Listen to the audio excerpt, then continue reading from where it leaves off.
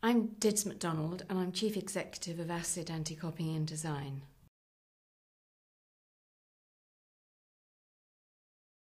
Designers in the UK, there are approximately 55 different disciplines, so we're really talking about from graphic design to greetings card design, from lighting design, furniture design. Design covers a myriad of subjects, so I think that's where the message needs to be clearly communicated, that design is really all around us. Everything around us is designed to a lesser or greater degree, from iconic to everyday. Designers have a huge part in bringing what I call tradable intellectual property to market.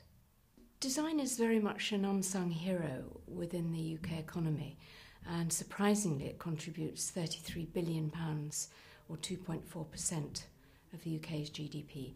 And I think to put that in context of the creative industries, of which design is a significant part, the creative industries contribute 8.4% or £118 billion to the economy.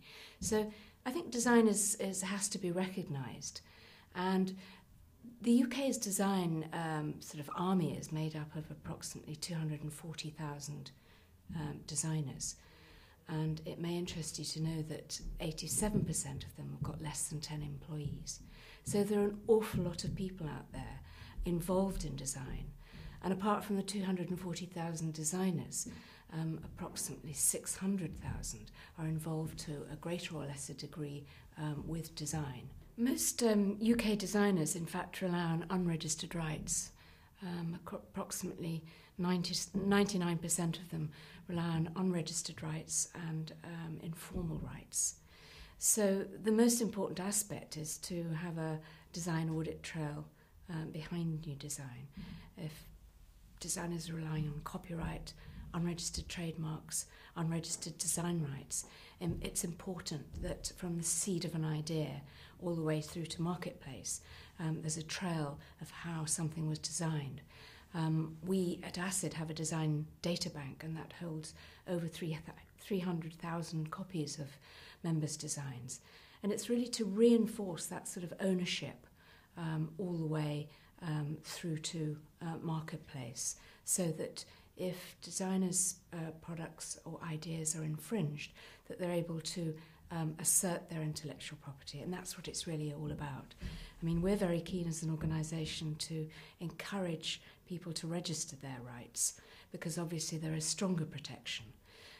As I mentioned previously, we are very good at designing, and only good designs get copied.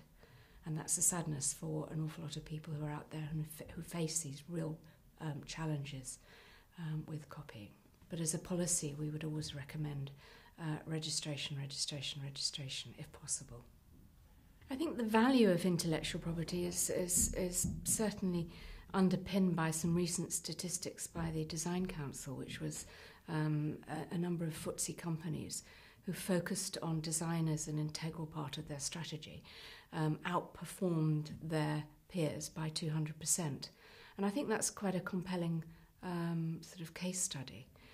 Individually, I think for small businesses, it's extremely important to have an intellectual property strategy, because it can steer people through all the sort of the means by which they can monetize their intellectual property. And at the end of the day, ideas matter, because it's the germination of the seed of an idea all the way to market reality. I think one of the clear benefits to consumers is the health and safety of products.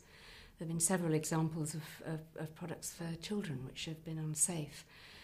Several examples of furniture which has been made out of faulty material, of ceramics, where you can be holding a hot cup of liquid and the handle's fallen off. I also think that given the number of designers in this country, we're probably all sitting, we all probably live next door to a designer. And I think it's good to support UK designers, and it's good to support original design. My advice to anybody setting out as a designer would be to learn about intellectual property. Intellectual property isn't rocket science, and there's an awful lot of practical things that one can do to help protect one's work, so that from idea to marketplace, there is a sort of process in place to raise awareness about the intellectual property created and monetize it. Simple things like signing and dating drawings, having the right sort of agreements to underpin relationships, and also being positive about IP. Ideas do matter, and they will only matter if they actually turn into tradable intellectual property at the end of the day and create a livelihood. And ideas matter to me because I represent thousands of designers, and the most important thing is to have to create a safer trading environment so that ideas can flourish.